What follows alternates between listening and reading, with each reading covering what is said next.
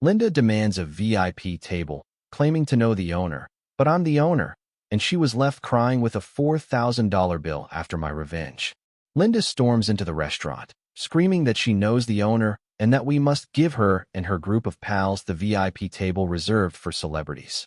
The trouble is, I own the restaurant and have no idea who this lady is, but I decided to play along and see what happened.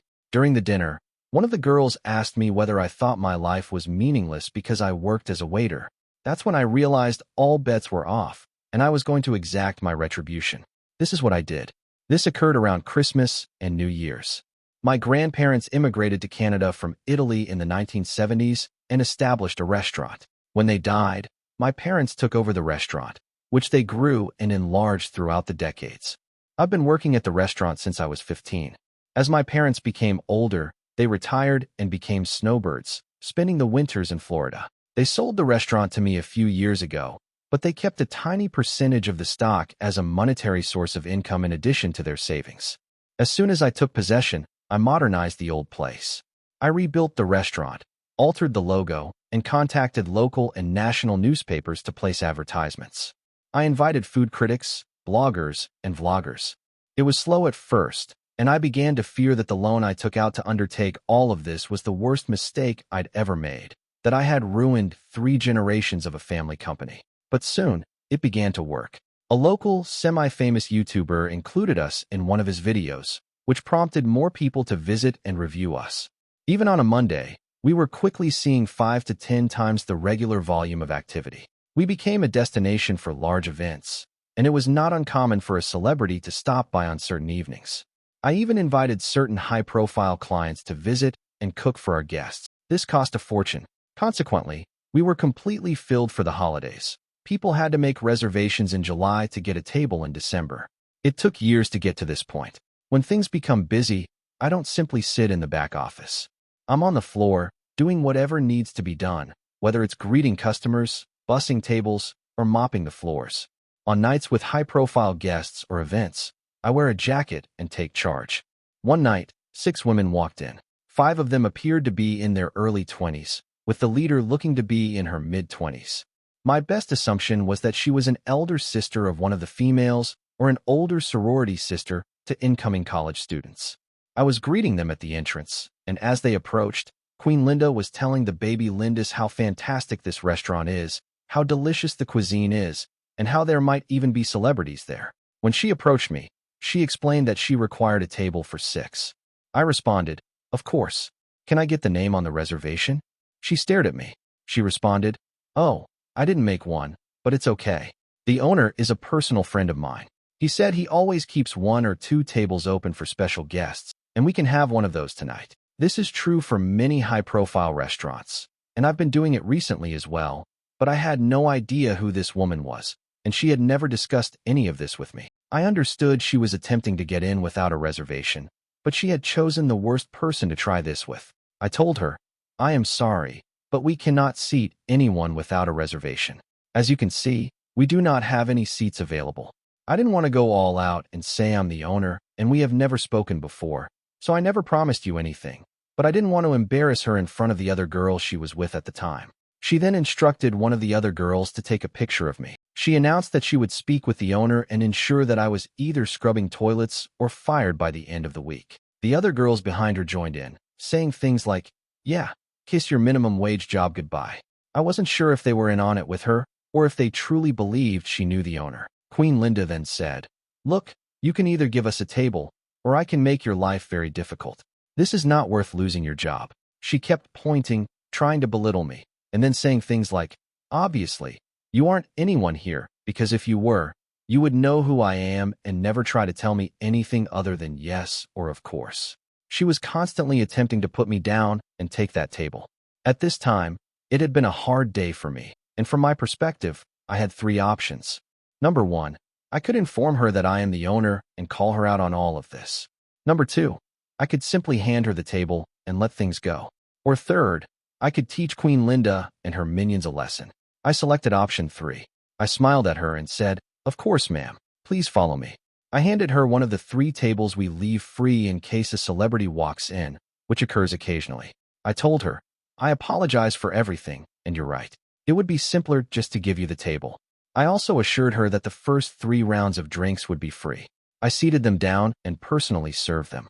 As they sat, I told them, "We need one of your credit cards and IDs just to keep on file, and we'll return them to you before you leave." Queen Linda handed me her card and informed the baby Linda minions, "Tonight is on me." I took their orders, gave them their free beverages, and informed them that due to how busy we were tonight, the meal may be delayed. The females only worried about the free drinks. They ordered 3 rounds and still hadn't received any food. They eventually called and asked me to check on it, all while giving me the worst attitude since they arrived. I told them I would look into it, but also asked if they wanted additional drinks. They ordered 2 more rounds. They were soused by the time the appetizers arrived, having done nothing but drink on an empty stomach for the majority of the night and just eating salads. As more food arrived, more beverages were ordered. What these girls didn't realize was that they were at our VIP table, which normally costs a few $1,000s to sit at, but I didn't charge them for it.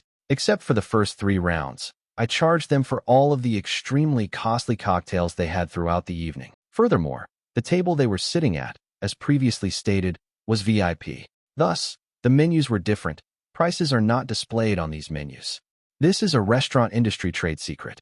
They also offered higher-end menu items, such as white truffle, black caviar meals, and specially imported West Coast oysters, among others.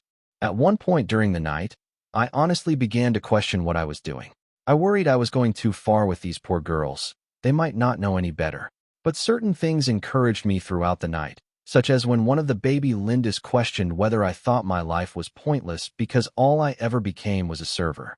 Also, one of the staff told me that they were planning how to mess with me, believing that they could do so whenever they wanted and that I would always give them a table. I overheard them say, "He's cute, but I wouldn't date a waiter like that. He is such a pushover." There were other comments like that throughout the night, so I continued with their life lesson.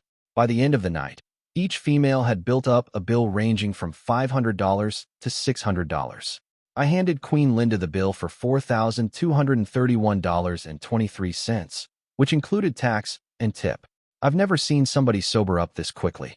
She went from smiling and giggling with her buddies to almost in tears. She immediately summoned me over and asked whether this was a joke. I took the bill, looked it over, and apologized. "I'll get you the correct bill amount." Again, she seemed completely relieved, assuming she had received someone else's bill, and called me an effing idiot before continuing to talk to her pals. When I returned to give her the right bill, she flipped out again. It was only a question. "Is there something wrong on this bill that you didn't order?"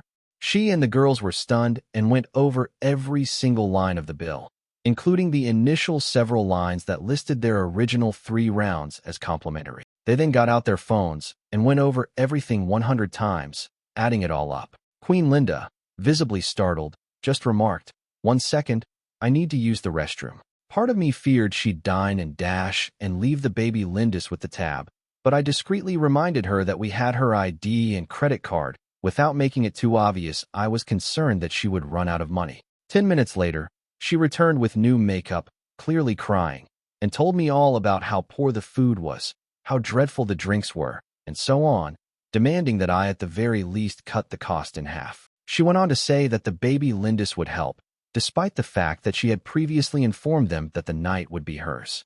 Then, as if a light bulb went off in her head, she brought up her alleged relationship with the owner again, as if it would give me extra motivation to lower the amount in half. I smiled as I told her, "No, simply no.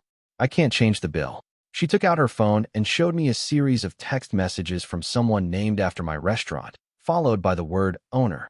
I instantly grasped what she had been doing in the bathroom, most likely changing one of the other Linda Minions' contact names and erasing prior texts to establish this new script. I reviewed the messages and clicked on the contact information before telling her, "That's not the owner's cell phone number." Her response was, "He has multiple phones for business. Of course, you do not know all of his numbers." I replied, "How about this? If we call him and he says it's okay to take 50% off the bill, then I'll do it." Her response was to begin ranting and screaming, which drew the attention of the few remaining patrons, and I knew it was time to finish this. I told her in a less conciliatory tone, "Cut the crap, little girl. You do not know the owner. You've never been here before, and if you continue ranting, I'll call the cops." Her tone changed as she attempted to defend herself as best she could. My response to her lame retort was, "My grandfather established this restaurant. My family has been running this establishment for decades. I've worked here for nearly my entire life. I am the sole owner of this restaurant, and I have never seen you, heard of you, or made any promises to a stranger I have never seen before tonight." The little Lindis were frozen and had no idea how to react. Queen Linda was in tears. I added, "Now, I provided you the table you wanted, one of these particularly reserved tables for high-end clientele, which I did not charge you for, as well as 3 rounds of free drinks. If you do not pay your account, I will call the cops and give them your identification." Lindis signed the bill in tears, and the tiny Lindis reached into their wallets to hand her whatever cash they had, which was probably a couple $100, with the promise to repay her more. 2 days later, an angry man arrived at my restaurant and requested that one of my bartenders talk with me. I was in the back office working, so he had to wait for about half an hour. She was with him too, but she kept her head down. I took them both to my office and showed him highlights from the security cameras, which had particularly high-quality audio because they were in the VIP area. We needed to keep good records in that region due to previous, unconnected incidents. I showed him the majority of it, their remarks, orders, everything. When all was said and done, he rushed out with her, yelling at her the entire way. I have not seen or heard from any of them since, but the initial bill I gave them, which did not include the $120 oysters, is framed on my desk. As a side note, I did not lose as much money on the table and 3 rounds of drinks as you might expect. The table was intended to be empty anyway, so I didn't lose anything because I hadn't expected to gain anything in the first place.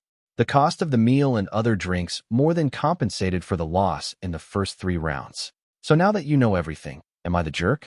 Probably the most astonishing thing about the Lindis in this situation, aside from the money, trying to muscle their way into securing a seat and avoiding paying the bill, was their perspective on the world.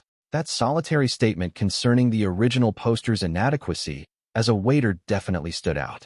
It seems that the OP was going to loosen up on his entire vengeance plan. But then one of the baby Lindis asked him if he felt his life was meaningless because all he had become was a waiter.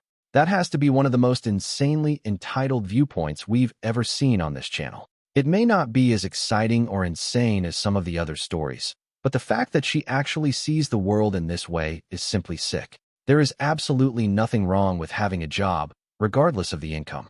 This occurs frequently with jobs such as janitors, and I despise it when individuals believe they are superior just because they do not work in those positions. There is nothing wrong with becoming a janitor. I don't understand that mindset. But in this situation, she not only feels that way, but she also wants to mock him for doing a difficult job such as being a waiter, or at least that's what she believes he's doing. One more thing. I'm happy this story ended on a somewhat gratifying note with the father attempting to reverse the situation, but becoming more enraged with his daughter than the restaurant owner. The only thing that scared me out was that the restaurant was recording audio of the folks sitting at that table. I would probably avoid going to a restaurant if I knew my talks were being recorded. Anyway, I'm glad it worked out for the OP, but please tell me how you would have handled the matter if it were your restaurant and these were your customers. Was the OP a jerk or not, and why? Thank you for watching. If you haven't subscribed yet, please do so and hit the notification bell to stay updated with more shocking real-life stories happening around you.